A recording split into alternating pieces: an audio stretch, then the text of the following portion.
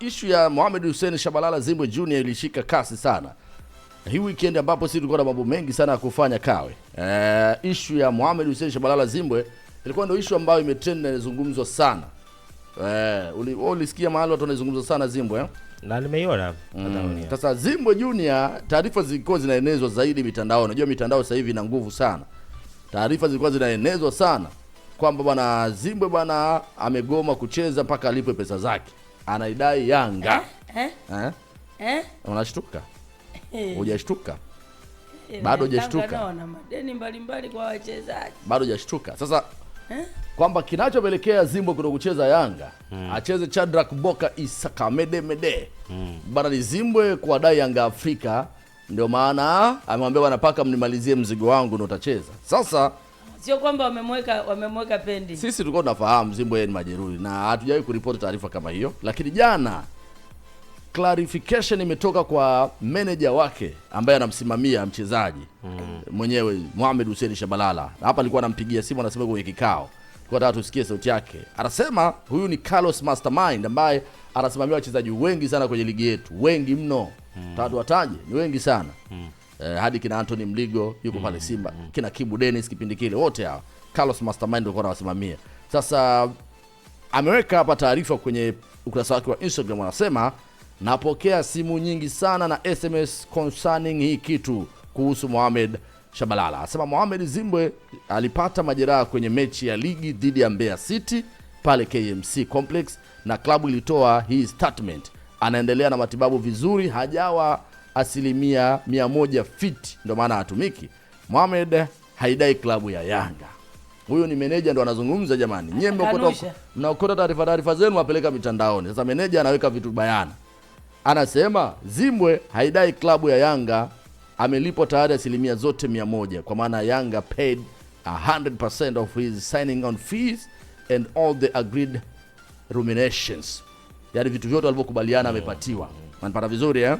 Anasema he is very happy with the new environment. Yaani yuko na furaha na mazingira yuko na furaha na mazingira aliyopo kwa sasa. Alafu akamaliza thank you. Kwa hiyo kuna watu walipenyeza taarifa kwamba Zimbwe hajalipwa pesa zake na dai signing fee, baadhi ya pesa hajakamilishiwa na vitu kama hivyo, lakini huyu ni meneja amenyooka kwamba Zimbwe alipata majeraha na ametaja hadi mechi ilikuwa ni mechi kati ya Yanga na Mbeya City pale KMC pale. Zimbwe aliumia. Kwani Zimbwe si aliumia alitoka ile mechi Aliumia. Niko muona Zimbwe ameumia muda mrefu. Zimbwe umiage. Hata hivyo hajaumia sana kwa sababu anasema muda mfupi sana atarejea uwanjani. Okay. So, kuhusu Zimbwe kwa dai Yanga, hiyo story ni story fake. Hazina nafasi bana kwa upande wao. Of course kwa sababu ni meneja kaongea. Wewe sasa ukiendelea kusema na wadai, wewe utakuwa ndo meneja wa pili. Unasemaje bana? Sasa meneja mwenyewe kasha clarify bwana kwamba adai club amepewa mzigo. Ila wasije kageuka mbeleni wakasema anawadai tena. Nani? Maana meneja washangaa issue imekuangusha. Bwana anawadai bwana. Anawadai nini? Mbele sio meneja tena akaja kupigiwa simu akasema anawadai. Anawadai vipi? Labda Zimbwe anawadai tena Yanga. Sasa meneja ameisema. Ameisema hapa. Mimi si nimekwambia hapa ameisema, tumeshaichukua. Au Zimbwe akaibuka akasema bwana kuna mzigo sikumaliziwa. Sisi tunafuata vile. Basi meneja amesema hapa tena kaka, ilitokea hapa ya bwana nani kijana yule anaitwa Mzinze, si ndio? Na yule Jasmine. Si ndio kwa wanasimamiana? Jasmine Razak. Lugha mbili tofauti, mchezaji mmoja, meneja ndio huyo anayemsimamia. Kwa hiyo easy kwenye mpira wetu kupishana mchezaji na meneja wake ni kawaida. Sasa meneja ametoa taarifa nyingine, clarification umeshaipata kisi. Ndio hapa mimi sina doubt kwa alichokiongea, maana yake ni kwamba exactly kwamba Zimbwe haidai Yanga ni majeraha na ndio si taarifa ambayo tulikuwa nayo. Kwa hiyo mengine ya mtandaoni yapuuzwe, si ndio? Lakini sije katokea mbeleni. Maana yake hapa amesha clarify, tumeelewa. Sasa mengine yapi tena unataka? Kaka. Unataka yaani wewe watu washakwambia wameshali. Mpira wetu kaka, kuna watu walishai kufanya hivi. Siku chache mbeleni maneno yakabadilika kaka.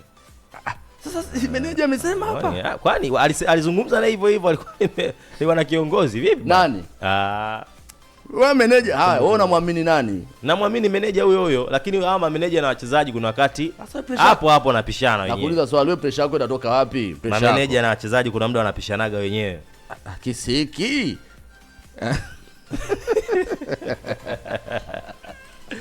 Aona watafuta watu Haya, baya. basi. Watu washamalizana huko bana. Haya, sawa. Watu hawadaiani kaka. Kabisa. Mimi bwana sina deni kwa hilo. Hayo mengine sisi hatuhusu. Hayo hatuhusu. Tusichoshane. Kwenye friji hapo umemaliza? Au nataka friji lingine? Nitaka kusikia kidogo bwana. Ishi ya nani amemnyima mtu jana jezi bwana. Chobwedo. Ameomba mtu jezi kanyimo bwana. Chobwedo. Chobwedo. No. Sasa Chobwedo anataka kuvaa jezi ya Simba ili avunje ile ya mwalimu. Ya mwalimu aliomba, si ndio? Sasa alikuwa anataka kuchukua, walikuwa wanaombana jezi na mwalimu, lakini kuna signal ilitoka huko. Bana, msipeane jezi. Unajua kwa sababu gani? Simba wataki kuharibu exclusivity ya Chobwedo. Yaani Chobwedo aanze kuvaa jezi ya Simba mapema na wakati tayari ni mchezaji wa Simba yule. Chobwedo ni mchezaji wa Simba, anamaliza muda wake. Na jana mimi sijaona hata akijitutumua jana. Kwa hiyo anamaliza huko anarudi Simba. Anaenda zake Simba. Kule anakula pensheni ya mwisho. Kwamba wasije kama kuwawekea watu attention. Akivaa unajua story itakuwa tayari imeshakufa. Watu manake watu wanajua na ile ni alert tu ya nyuma kule bana, signal ilitoka bana, we tafadhali bana, tafadhali mashkola subiri bwana, utaivaa tu hiyo sijali. Ya kwako imeshaandaliwa bana, namba yako 11 ile utavaa ya Mixon. Sawa bana. Longwa sana kaka, tuondoke. Tuko vizuri. Tuondoke.